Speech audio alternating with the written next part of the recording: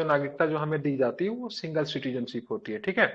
यद्यपि भारतीय संविधान संघीय है, हमारा संविधान कैसा है, संघीय है, ठीक है। इसमें दोहरी राज पद्धति आपको देखने को मिलती है, केंद्र एवं राज्य की दोनों सरकार होती है, ठीक है। लेकिन इसमें केवल एकल नागरिकता की व्यवस्था की गई है, अर्थात भारतीय नागरिकता। यहाँ राज्यों के लिए कोई पृथक नागरिकता की व्यवस्था नहीं है।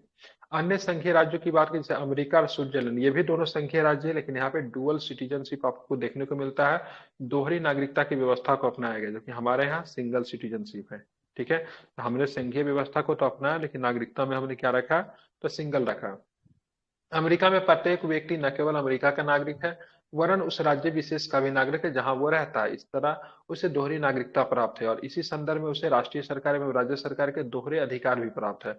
हमारे यहाँ अगर किसी को मौलिक अधिकार प्राप्त है तो मतलब राज्य सेंट्रल सब जगह एक जैसी है, ठीक है।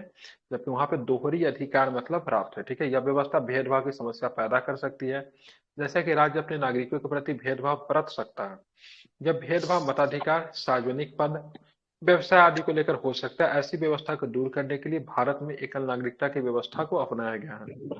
भारत में सभी नागरिकों, चाहे उनका जन्म कहीं और निवास कहीं और हो, पूरे देश में समान नागरिक अधिकार प्राप्त होते हैं, ठीक है। चाहे जैसे बोलते हैं ना, मतलब जन्म स्थान के आधार पर किसी भी व्यक्ति के साथ भेदभाव नहीं कर सकते हैं, संविधान का आर्टिकल 15।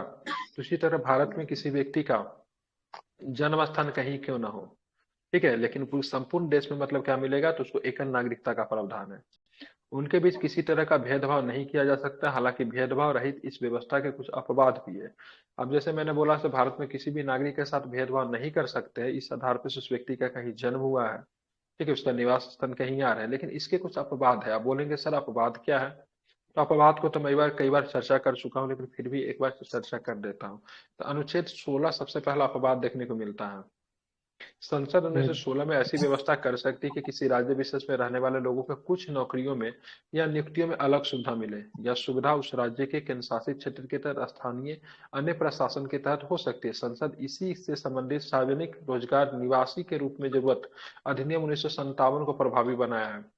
भारत सरकार को यह अधिकार दिया गया है कि गैर राजपत्रित पदों की नियुक्ति के लिए आंध्र प्रदेश, हिमाचल प्रदेश, मणिपुर, त्रिपुरा के लिए निवासी की अनिवार्यता समाप्त करें, जैसा कि अधिनियम 1974 में समाप्त हो गया। इसके बाद आंध्र प्रदेश और तेलंगाना को छोड़कर किसी राज्य में ऐसी व्यवस्था नहीं है। मतलब आर्टिकल 16 के तहत आप देखेंगे तो यहाँ पे मतलब क्या स्थानीय या अन्य प्रशासन के तहत, ठीक है, विशेष प्रकार की सुविधा देने की व्यवस्था मतलब की गई है, ठीक है, ध्यान रखेंगे। और चलेंगे और क्या है, तो और चीजें देखते हैं यहाँ पे।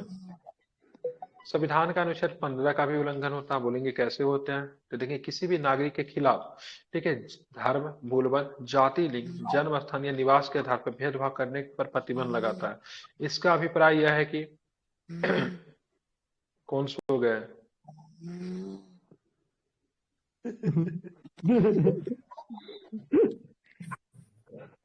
सो रहे सर तो फिर आपको आवाज आ रहा है। नहीं हम जगह हैं। क्लास में सोता सर तब उठा ही देते। इसका अभिप्राय है कि निवास के आधार पर राज्य किसी भी विशेष सुविधा दे सकता है जो कि एक्सपीरियंस संविधान आपका द्वारा दी बहुत गया। अच्छा है सर, बिना देखे ही हाँ। आप बता दे रहे हैं। संविधान द्वारा दी गई अधिकारों के सीमा क्षेत्र में आने वाला मामला ना, उदाहरण के लिए एक राज्य अपने निवासियों के लिए शैक्षणिक शुल्क में छूट दे सकता है, ठीक है, ध्यान में रखेंगे। लेकिन ये भी आपका ध्यान में रखेंगे, आर्टिकल 15 के बात करेंगे तो यहाँ पे मतलब क्या होता है, तो थोड़ा सा आपको भेदभाव करने पे प्रतिबंध तो लगाता है, लेकिन फिर भी भेदभाव देखा जाता है, ठीक है। जैसे कि उदाहरण के लिए राज्य अपने निवासियों के लिए शैक्षणिक शुल्क में छूट दे सकता है। जैसे महिलाओं का बहुत जगह पर शैक्षणिक छूट देना ही नहीं पड़ता है, जैसे अभी बहुत सारी यूनिवर्सिटी में महिलाएं जो है एमए की पढ़ाई करेगी, स्नातकोत्तर की पढ़ाई करेगी, आफ्टर ग्रेजुएशन, तो उनको किसी भी प्रकार का फी वगैरह नहीं देना पड़ता है, ठीक है। बहुत सारा आप देखेंगे राज्य के द्वारा जो वैकेंसी वगैरह निकाला जाता है तो उसमें भी मतलब छूट वगैरह आपको देखने को मिलता है। अब यहाँ पे देखेंगे एक चीज और भी है, निवास एवं घूमने की स्वतंत्रता आर्टिकल 19 के अंतर्गत अनुसूचित जनजाति हित सुरक्षा का विषय है।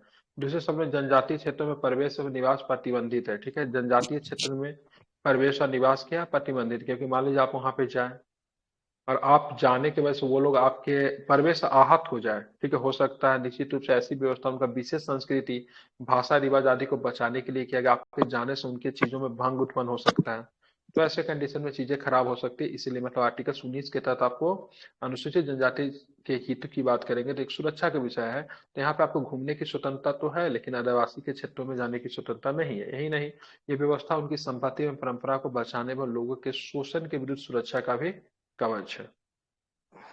4 नंबर क्या है, 2019 तक, ठीक है, जम्मू कश्मीर की विधायिका निम्नलिखित के लिए अधिकृत थी। पहला क्या था, उन व्यक्तियों को परिभाषित करना जो जम्मू कश्मीर एवं राज्य के अस्थायी निवासी है। मतलब जम्मू कश्मीर राज्य को ये अधिकार था, सो व्यक्ति को प्रभावित करे, सो व्यक्ति जो है, ठीक है, जम्मू कश्मीर राज्य का मतलब क्या है, अस्थायी निवासी है कि नहीं, ठीक है। ध्यान रखिए, अधिकार किसके पास था, तो जम्मू कश्मीर के पास था, ठीक है, ध्यान में रखेंगे।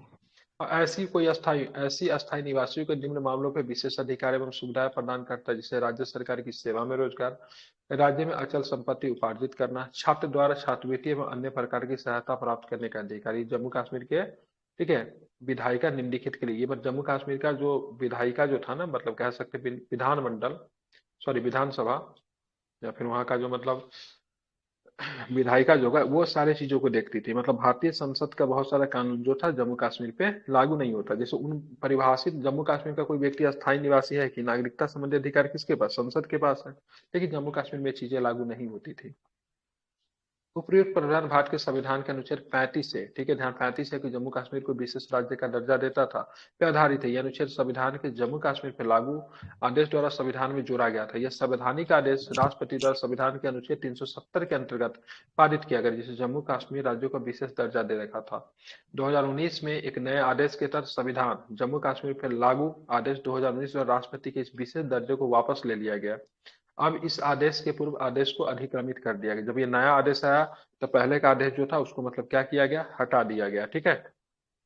भारत का संविधान, भारत का संविधान कनाडा की तरह एकल नागरिकता उपबंध करता है, ठीक है। कनाडा में भी आपको सिंगल सिटीजनशिप आपको देखने को मिलता है, कुछ मामलों को छोड़ के प्रदान करता है। यह व्यवस्था भाईचारे और लोगों के बीच एकता बनाए रखने के लिए की गई है, ताकि शक्तिशाली राष्ट्र की स्थापना हो सके। इसके बावजूद भारत में सांप्रदायिक दंगे, वर्ग संघर्ष, जातीय युद्ध, भाषाई विवाद आदि होते रहते। इस तरह के संविधान निर्माताओं को एक एकीकृत राष्ट्र निर्माण करने का लक्ष्य पूरा नहीं किया जा सकता है, ठीक है, ध्यान में रखेंगे। और क्या है, तो यहाँ पे देखिए, विदेशी भारतीय नागरिकता। अब विदेशी भारतीय नागरिकता कैसे देखेंगे, ठीक है। तो सितंबर 2000 में भारत सरकार, विदेश मंत्रालय ने भारतीय डायस्पोरा, डायस्पोरा क्या बोलते हैं, तो भारत से बाहर, ठीक है, विदेश में जो हमारे नागरिक जो रहते हैं उसको डायस्पोरा बोला जाता है, ठीक है, ध्यान में रखेंगे। तो सितंबर 2000 में, ठीक है, भारत सरकार विदेश मंत्रालय ने भारतीय डायस्पोरा पर, ठीक है, एल एम सिंघवी की अध्यक्षता में, ठीक है, एक उच्च समिति का गठन किया। बैट कमेटी की वैश्विक भारतीय डायस्पोरा का व्यापक अध्ययन करने तथा उनके साथ रचनात्मक संबंध बनाने के उपायों का अनुशंसा देने के कार्य सौंपा गया, ठीक है। डायस्पोरा जो होता है किसी भी देश के नीति निर्धारण में उनकी बहुत अधिक भूमिका होती है। जैसे भारत में मान लीजिए, भारत में तो मान लीजिए, अमेरिका में मान लीजिए कम से कम 5 लाख भारतीय रहते हैं। तो 5 लाख भारतीय रहते हैं तो अमेरिकन गवर्नमेंट जो थी कभी भी मतलब भारत के खिलाफ, ठीक है, बहुत अधिक खराब मतलब रिलेशन नहीं रख सकती, क्योंकि उनको भी पता से कम 5 लाख भारतीय यहाँ पे रहते हैं, तो वो मतलब विरोध कर सकते हैं चीजों का, फिर जो सरकार जो होगी उनको वोट नहीं करेंगे। तो इन सारे चीजों को आप देखेंगे तो उसमें डायस्पोरा की बहुत बड़ी भूमिका होती है। समिति ने अपनी रिपोर्ट में जनवरी 2022 में सौंपी। इसने नागरिकता अधिनियम 1955 में संशोधित की सिफारिश की, ताकि भारतीय मूल के व्यक्तियों, इसको PIOS कहते हैं, ठीक है, पर्सन ऑफ इंडियन ऑरिजिन, क्या बोला जाता है, PIOS, ठीक है, क्या बोला जाता है, PIO, ठीक है, पर्सन ऑफ इंडियन ऑरिजिन, ध्यान में रखिएगा, दोहरी नागरिकता प्रदान की जा सके, लेकिन कुछ विशेष देशों में रहने वाले को ही, ठीक है। क्या आप 1955 वाला में, ठीक है, समिति ने अपनी रिपोर्ट का ऑप्शन 2000 में समिति बनी थी, कब बनी थी याद रखिएगा। विदेश मंत्रालय ने भारतीय डायस्पोरा को एलएम संघवी समिति कब बनी थी, 2000 में बनी थी। रिपोर्ट कब सौंपी, 2002 में रिपोर्ट सौंपी, ठीक है। इसने नागरिकता समिति 1955 में संशोधित की सिफारिश की, ताकि भारतीय मूल के व्यक्तियों को, ठीक है, PIO धारी को, ठीक है, दोहरी नागरिकता प्रदान की जा सके, लेकिन कुछ विशेष देशों में रहने वाले, सभी को नहीं, कुछ विशेष देश में रहते हैं उन्हीं को। उसी अनुसार नागरिकता संशोधन नियम 2003 में विदेशी भारतीय नागरिक का प्रावधान किया गया। 16 निर्दिष्ट देशों को, ठीक है, PIO यानी भारतीय मूल के व्यक्तियों के लिए, ठीक है, ठीक है, शामिल किया गया। इसमें पाकिस्तान और बांग्लादेश को छोड़कर इस अधिनियम की पूर्व, ठीक है, मुख्य अधिनियम राष्ट्रमंडल नागरिकता से संबंधित सभी प्रावधान जो थे हटा दिए गए, ठीक है। इसमें पाकिस्तान और बांग्लादेश शामिल है, ठीक है। कितने देश शामिल है, 16 निर्दिष्ट देशों को इसमें PIO माना गया, ठीक है। PIO का मतलब क्या था, पर्सन ऑफ इंडियन ओरिजिन, ठीक है, ध्यान में रखिएगा। अब क्या था ये, बाद के नागरिकता संशोधन अधिनियम 2005 में सभी देशों के भारतीय मूल के व्यक्तियों को विदेशी भारतीय नागरिकता प्रदान करने, ठीक है, अपवाद की बात करेंगे, पाकिस्तान और बांग्लादेश प्रावधान किए गए, जब तक कि उन्हें गृह देश स्थानीय कानूनों के अनुसार दोहरी नागरिकता प्रदान करते हो, ठीक है, तो इसमें पाकिस्तान और बांग्लादेश आपको नहीं शामिल है। पुनः नागरिकता संशोधन आता है 2015 में, जिसके बारे में हम लोग जानते हैं, हमारे सामने आया है।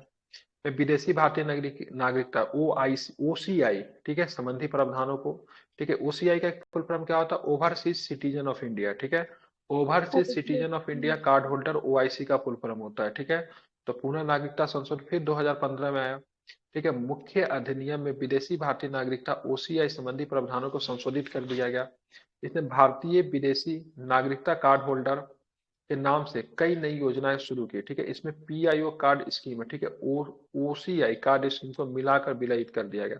तो पीआईओ कब आया था, तो पीआईओ जो यहाँ पे जो भी हम लोगों ने पढ़ा है 2003 में, इसको, ठीक है, ध्यान में रखेंगे, और यहाँ पे ओसीआई को मर्ज कर दिया गया। पीआईओ कार्ड स्कीम जो की बात करें 2002 में शुरू किया गया था, लेकिन मिला था 3 से, ठीक है। तो अगर इसके बाद ओआईसी कार्ड स्कीम क्या 2005 में मतलब कि अगर शुरू की गई थी, दोनों स्कीमों साथ साथ चल रही थी। वैसे ओसीआई स्कीम अधिक लोकप्रिय थी, आवेदक इस कारण भ्रम की स्थिति में थे। आवेदकों को भ्रम दूर करने से उन्हें अत्यधिक सुविधाएं प्रदान करने के लिए भारत सरकार ने पीआईओ तथा ओसीआई को मिलाकर एकल स्कीम का सूत्रित किया, ठीक है, दोनों का मतलब क्या किया, पीआईओ, पीआईओ के क्या होता है, पर्सन क्या था, person of of Indian India. Origin, ठीक है। ओसीआई का फुल फॉर्म क्या होता था, ओवरसीज सिटीजन ऑफ इंडिया, ठीक है, दोनों का मतलब क्या किया सरकार ने, मर्ज कर दिया, जिसमें दोनों स्कीमों का सकारात्मक, ठीक है, सकारात्मक पक्षों का मतलब क्या किया गया, शामिल किया गया। इस प्रकार इस उद्देश्य की पूर्ति के लिए नागरिकता संशोधन अधिनियम 2015 अधिनियमित कर दिया गया। पीआईओ स्कीम 2015 को प्रभावी से रद्द कर दी गई और यह अधिसूचित किया गया कि सभी चालू पीआईओ कार्ड धारक 9/1/2015 से ओसीआई धारक मान लिए जाएंगे, क्योंकि दोनों क्या कर दिए गए, दोनों को मिला दिया गया। नागरिकता संशोधन अधिनियम 2015 में विदेशी भारतीय नागरिक को बदलकर विदेशी भारतीय नागरिक कार्ड धारक कहा गया। क्या बोला गया, विदेशी भारतीय नागरिक का बदलकर विदेशी भारतीय नागरिक कार्ड धारक कहा गया, ठीक है। इसको overseas citizen of India card holder कर दिया गया। मुख्य अधिनियम निम्नलिखित प्रावधान, क्या क्या था मुख्य अधिनियम में, विदेशी भारतीय नागरिक कार्ड होल्डर पर निबंधन की बात करेंगे, विदेशी भारतीय नागरिक कार्ड होल्डर पर निबंधन की बात करेंगे, तो भारत सरकार आवेदन प्राप्त करने पर किसी भी विदेशी नागरिक कार्ड धारक को पंजीकृत कर सकती है। इसके लिए क्या होना चाहिए, पूर्ण आयु वाला एवं क्षमता वाला कोई भी व्यक्ति होना चाहिए जो कि किसी अन्य देश का नागरिक है, लेकिन संविधान लागू होने के समय अथवा उस समय भारत का नागरिक था, ठीक है, ध्यान रखेंगे।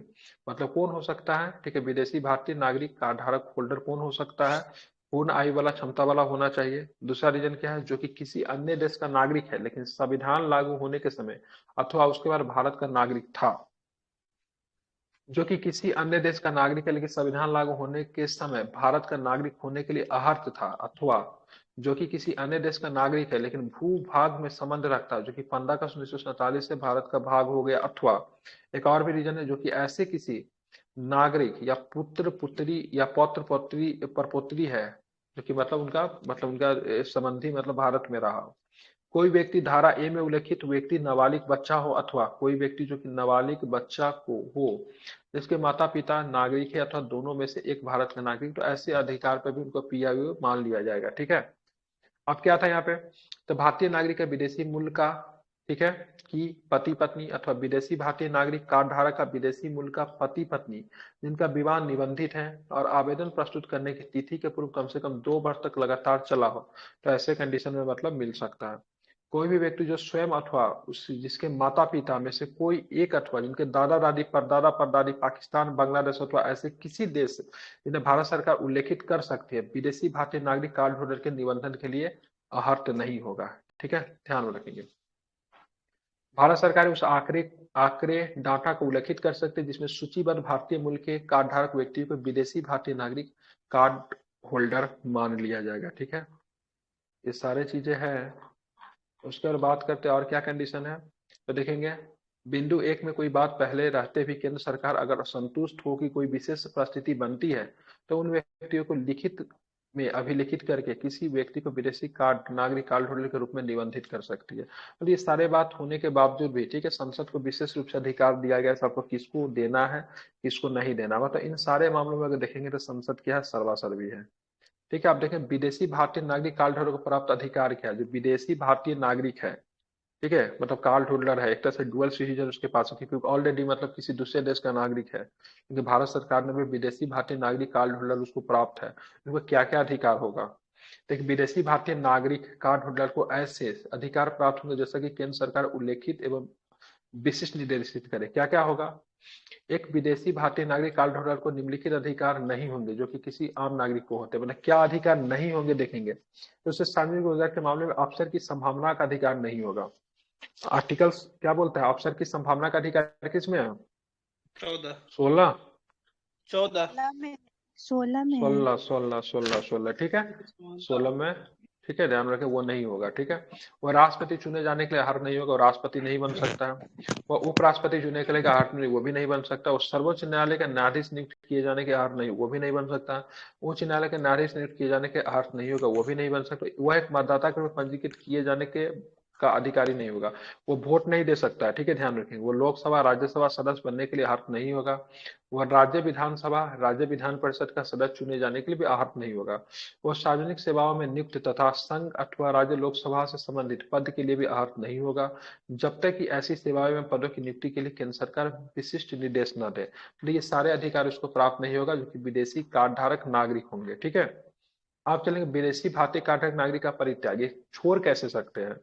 यदि कोई विदेशी भारतीय नागरिक कार्ड होल्डर निर्धारित प्रपत्र अवधि पे उस कार्ड का परित्याग की घोषणा करता है तो उसे विदेशी भारतीय नागरिक के रूप में पंजीकृत करती है। तो इस घोषणा को केंद्र सरकार द्वारा पंजीकृत किया जाएगा तथा इस पंजीकरण के पश्चात वो व्यक्ति विदेशी भारतीय नागरिक नहीं रह जाएगा। उसके बाद आप देखेंगे यार क्या है, जब एक व्यक्ति विदेशी भारतीय नागरिक कार्ड होल्डर नहीं रह जाता तब उसका विदेशी मूल की उसकी पत्नी या पति जिसने विदेशी भारतीय नागरिक प्राप्त किया है और उसका नाबालिग बच्चे जो कि विदेशी भारतीय नागरिक के रूप में पंजीकृत है, भारत का विदेशी नागरिक नहीं रह जाएगा। ठीक है, तो उनका पत्नी भी नहीं रहेगी और मतलब क्या होगा, उसके बच्चे भी नहीं रहेंगे। विदेशी भारतीय नागरिक कार्ड होल्डर के रूप में पंजीकरण का रद्द होना क्या कैसे होगा। विदेशी भारतीय नागरिक की बात करेंगे तो उनका कार्ड होल्डर के रूप में पंजीकरण का रद्द कैसे होगा। तो केंद्र सरकार की बात करेंगे तो केंद्र सरकार विदेशी भारतीय नागरिक कार्ड होल्डर के रूप में किसी व्यक्ति का पंजीकरण रद्द कर सकती है यदि वो संतुष्ट है कि कैसे कर सकती है केंद्र सरकार। तो विदेशी भारतीय नागरिकता कार्ड होल्डर धोखाधड़ी, असत्य प्रतिनिधित्व अथवा भौतिक साक्ष्यों को छुपाकर प्राप्त की गई, मतलब गलत तरीके से अगर नागरिकता ली जाएगी तो विदेशी भारतीय नागरिक कार्ड होल्डर ने भारत के संविधान के प्रति अनिष्ठा प्रदर्शित की तो ऐसे कंडीशन में चली जा सकती है, उनकी नागरिकता जाएगी। ठीक है, ध्यान में रखेंगे। दूसरा क्या है, तो दूसरा आप देखोगे विदेशी भारतीय नागरिक कार्ड होल्डर ने ऐसी किसी युद्ध जिसमें भारत भी संलग्न है के दौरान शत्रु के साथ गैर कानूनी रूप से संकर प्रस्ताव किया, मतलब मान लीजिए भारत और पाकिस्तान का युद्ध चल रहा है, अब विदेशी नागरिक है पाकिस्तान के साथ संधि कर लिया तो ऐसे कंडीशन में उनकी सदस्यता जाएगी, उनकी नागरिकता जाएगी। ठीक है, विदेशी भारतीय नागरिक कार्ड होल्डर ने पंजीकरण के 5 वर्षों के अंदर 2 वर्षों से कम कैद की सजा भुगती है। अब मतलब उसको लिए हुआ 5 वर्ष हुआ है लेकिन 2 वर्ष तक कैद की सजा है उसको किसी देश में। ठीक है, तो ऐसे कंडीशन में भी उसकी नागरिकता जाएगी। यदि ऐसा करना भारत की संप्रभुता और अखंडता, भारत की सुरक्षा, किसी दूसरे देश के साथ व्यक्तिपूर्ण संबंध अथवा सामान्य जनता के हित में हो, मतलब भारत की संप्रभुता को खतरा हो किसी व्यक्ति से और विदेशी भारतीय नागरिक, तो ऐसे कंडीशन में भी क्या कर सकती है सरकार, उसकी नागरिकता वापस ले सकती है। किसी विदेशी नागरिक कार्ड होल्डर का विकास की बात करेंगे तो किसी सक्षम न्यायालय द्वारा अन्य द्वारा भंग कर दिया गया हो। ठीक है, दूसरा भंग नहीं किया हुआ लेकिन ऐसे विवाह के बने रहते हैं जिससे किसी का साथ विवाह कर लिया हो। किसी विदेशी नागरिक कार्ड होल्डर का विकास किसी सक्षम न्यायालय द्वारा या अन्य द्वारा भंग कर दिया गया हो अथवा भंग नहीं किया गया हो लेकिन ऐसे विवाह बने रहते हैं जिनसे कि किसी के साथ विवाह कर लिया हो। ठीक है, तो ऐसे कंडीशन में भी उनकी नागरिकता छीनी जा सकती है। ठीक है, कुछ यहाँ पर शब्द लग रहा है इधर उधर कर दिया, ट्रांसलेट गलत है। ठीक है, आप देखेंगे सब में अंतर समझा देता हूँ किसमें क्या क्या है। ठीक है,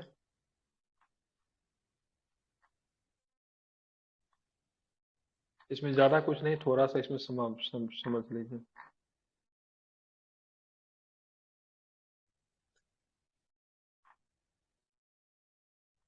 देखेंगे प्रवासी भारतीय जिसको एनआरआई कहते हैं, एनआरआई में क्या होता है, नॉन रेसिडेंटल इंडियन, ठीक है, मतलब भारत में नहीं रहते हैं, ठीक है। एक होता है पीआईओ, पीआईओ के क्या, भारतीय मूल के व्यक्ति को पीआईओ बोलते हैं, ठीक है। उसके बाद विदेशी भारतीय नागरिक, जो ओसीआई कहते हैं, क्या है, पीआईओ का क्या होता है, पर्सन ऑफ इंडियन ओरिजिन, ठीक है। एक होता है ओसीआई कार्ड होल्डर, ठीक है, मतलब ये नागरिक तो विदेशी होते हैं लेकिन भारत के भी नागरिक होते हैं, ठीक है, विदेशी नागरिक के साथ साथ भारतीय नागरिक होते हैं। इस समय क्या क्या अंतर कौन है, तो भारतीय नागरिक जो साधारणतः भारत के बाहर निवास करता है और जिसके पास भारतीय पासपोर्ट है उसको एनआरआई कहते हैं। इनके पास भारतीय पासपोर्ट है लेकिन ये निवास कहाँ पे करते हैं, भारत के बाहर करते हैं, ये की नागरिकता भी भारतीय ही है, ध्यान में रखिएगा। एक होता है भारतीय मूल के व्यक्ति जिनको पीआईओ कहते हैं, क्या है, तो एक व्यक्ति जो अथवा जिसका कोई पूर्वज भारतीय नागरिक और वर्तमान में अन्य देश की नागरिकता धारण करता करती है, जिसका ये विदेशी पासपोर्ट धारक है। तो पीआईओ की बात करेंगे तो एक ऐसा व्यक्ति जो कि पूर्वज भारतीय नागरिक और जो वर्तमान में अन्य देश की नागरिकता राष्ट्रीयता धारण करता है, फिर करती है, जिसका वो विदेशी पासपोर्ट धारक है, तो उसको पीआईओ। ओसीआई क्या होगा, तो एक व्यक्ति जो विदेशी नागरिक है, ओसीआई कार्ड होल्डर, नागरिकता अधिनियम 2055 के अंतर्गत है। इसके लिए कौन अर्थ है, तो ध्यान में रखें, तो सारा इसके कंडीशन दिया होगा जो कि ऊपर हम लोग पढ़े, इसको एक बार पढ़ लीजिएगा आप लोग, ठीक है। प्राप्ति कैसी होगी, ठीक है, जिसके लिए ऑनलाइन आवेदन करना पड़ता है, ठीक है, ध्यान में रखेंगे। ये सारे प्रश्न जो है उसी को रिपीट किया। शुल्क क्या है, इसके लिए कितना है ये ध्यान में रखिए, ठीक है। ये जो है ओसीआई के लिए सूत्र की शुल्क कितना देना पड़ता है, 275, ठीक है। यदि आवेदन अन्य देश में स्थित भारतीय मिशन पोस्ट में जमा किया गया तो यूएसए डॉलर 275 अथवा स्थानीय मुद्रा के समतुल्य। यदि आवेदन भारत में किया गया तो इसके लिए 15,000 रुपया देना पड़ता है, ठीक है। तो ओसीआई के लिए $275 या फिर 15,000 रुपया, ध्यान में रखेंगे। किन देशों के नागरिक इसके लिए अर्हत है, तो कोई भी व्यक्ति जो स्वयं अथवा माता पिता में से एक दादा दादी परदादा पर कोई भी एक पाकिस्तान, बांग्लादेश और अन्य देश के बारे में केंद्र सरकार के विशिष्ट निर्देश दिए हो तो नागरिक है या रहा था, विदेशी भारतीय नागरिक कार्ड होल्डर के रूप में पंजीकरण के लिए अर्हत नहीं होगा, ठीक है। तो बांग्लादेश और पाकिस्तान को छोड़ के, ठीक है। क्या लाभ प्राप्त होते हैं, तो ये एनआरआई को क्या सभी लाभ प्राप्त होते हैं, सभी लाभ जो भारतीय नागरिक को उपलब्ध हो, जैसा कि भारत सरकार समय समय पर अधिसूचित करता है, ठीक है। इसकी बात करें कोई विशेष लाभ नहीं मिलेगा, ठीक है, इसको पीआईओ के कोई विशेष लाभ नहीं मिलता है, ठीक है। एनआरआई को सारा विशेष लाभ मिलता, जो भी नागरिक को होता है सब कुछ इसको मिलता है, ठीक है। इसको भी बात करेंगे तो चुनाव वगैरह तो नहीं लड़ सकता, सदस्य वगैरह तो नहीं लड़ सकता, बाकी कुछ कुछ अधिकार इसको भी दिए गए हैं, ठीक है। तो इसको आप लोग पढ़ लीजिएगा, बाकी कुछ नहीं है, ठीक है। इससे प्रश्न एग्जाम में नहीं आते हैं, ठीक है, चैप्टर था इसलिए बता दिए हैं, ठीक है। एक बार ध्यान में रखिएगा, एक चीज मैं बता दे रहा हूँ, ठीक है। सबसे पहले नागरिकता अधिनियम कब आया था, 1955। हम्म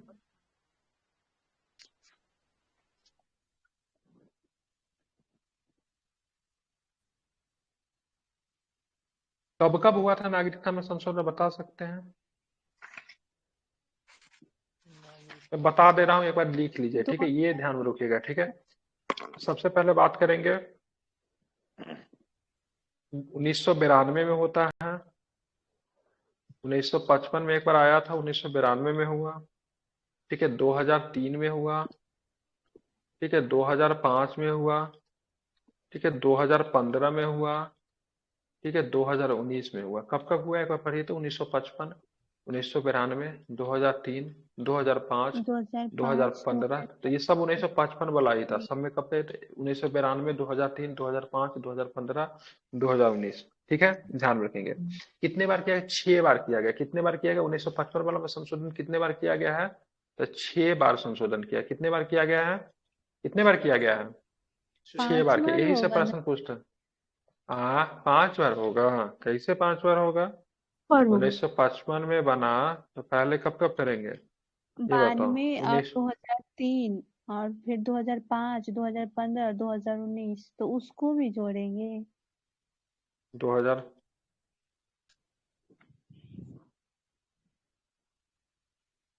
2006 बार ही लेता है, ठीक है, 6 बार ही लेता है, कुछ छूट गया क्या, आंसर इसका 6 बार होता है। इसका आंसर 6 बार लेता है, तो 6 बार हो, शायद इसको कनेक्ट करके जोड़ के लेते हैं इसको 6 बार शायद आंसर, ठीक है। नागरिकता अगर पूछता है ना क्वेश्चन, नागरिकता अधिनियम 1955 में कितने बार संशोधन किया गया था, 6 बार किया गया, कितना बार किया गया है, 6 बार किया है, ठीक है, ठीक है। कब किया गया, 6 बार, हाँ एक छूट गया बच्चा, एक छूट गया, 1986 में हुआ था, यही बोला था, छूट गया। 1986 में हुआ था। कब हुआ था? 1986 में, 1992 में, 2003 में, नोट कर लीजिए इसको, 2005 में, 2015 में, ठीक है, 2019 में। ठीक है, समझ गए? बोलिए एक बार मेरे साथ जोर से। कब कब हुआ है? 1986, 1955 में 1992, 6 बार हुआ है, ठीक है, 1986 में, 1992 में, 2003 में, 2005 में, 2005 में, 2015 में, 2015, 2019 में। 2023, कितना बार? तो 6 बार। 6। ठीक है, यही प्रश्न पूछा। फिर से रिपीट कर रहा हूँ। 1955 में नागरिकता अधिनियम आया, 1986 में पहला संशोधन, 1992 में दूसरा संशोधन, 2003 में तीसरा संशोधन, 2005 में चौथा संशोधन, 2015 में पांचवा संशोधन और 2019 में छठा संशोधन। यही प्रश्न यहाँ से पूछता है। ठीक है, बाकी जो ऊपर किया बकवास ही था। ठीक है, इतना कुछ नहीं पूछता है। ठीक है, जानना भी नहीं है। इसलिए अगर कुछ नहीं याद हो तो इसलिए वो नहीं पढ़ना, मैंने बता दिया है। ठीक है, एग्जाम में प्रश्न नहीं बनते हैं। विशेष राज्य का दर्जा कश्मीर को दिया गया, तो आर्टिकल्स देख लीजिएगा। कुछ चीजें 1955 में आया था। ठीक है, पीआईओ क्या होता है? पर्सन ऑफ इंडियन ओरिजिन होता है। ओआईसी कार्ड होल्डर कौन होता है? ठीक है, तो वैसा नागरिक जो विदेशी नागरिक रहता है, जिसमें भारत के भी नागरिकता दिया जाता है कुछ विशेष परिस्थिति में, उसको बोला जाता है। ठीक है, बाकी कितना रुपया का ओआईसी के लिए पेमेंट करना पड़ता है? तो $375 या फिर 15,000 रुपया भारतीय रुपये के लिए। ठीक है, ठीक है, ओसीआई विदेशी भारतीय कार्ड, विदेशी भारतीय नागरिक। ठीक है, ओवरसीज। हाँ, ओवरसीज सिटीजन ऑफ इंडिया। क्या होता है ओसीआई का फुल फॉर्म? क्या होता है? क्या पता ओसीआई का फुल? हाँ, ठीक है, ध्यान। ओवरसीज कार्ड क्या होता है? ओवरसीज सिटी, उसको citizen of India. Overseas citizen of India card holder होता है। ठीक है, overseas citizen of India card holder होता है। ठीक है, तो यही प्रश्न था। बात करेंगे आगे का जो चैप्टर जो रहेगा, देखते हैं वो भी चैप्टर मतलब प्रश्न बनता है कि नहीं। ठीक है, द वीवीआई चैप्टर, जिससे सबसे ज्यादा एग्जाम में प्रश्न बनता, मूल अधिकार। ठीक है, चैप्टर नंबर 7। ठीक है, फंडामेंटल राइट, यहाँ से सबसे ज्यादा चैप्टर बनता है। सबसे बढ़िया चैप्टर है यही, एग्जाम में भी खूब प्रश्न बने जाते हैं। ठीक है, मूल अधिकार, प्रस्तावना। ठीक है, इन सबसे प्रश्न बनते हैं, तो इनको हम लोग कल अच्छे से करेंगे। ठीक है, अभी हम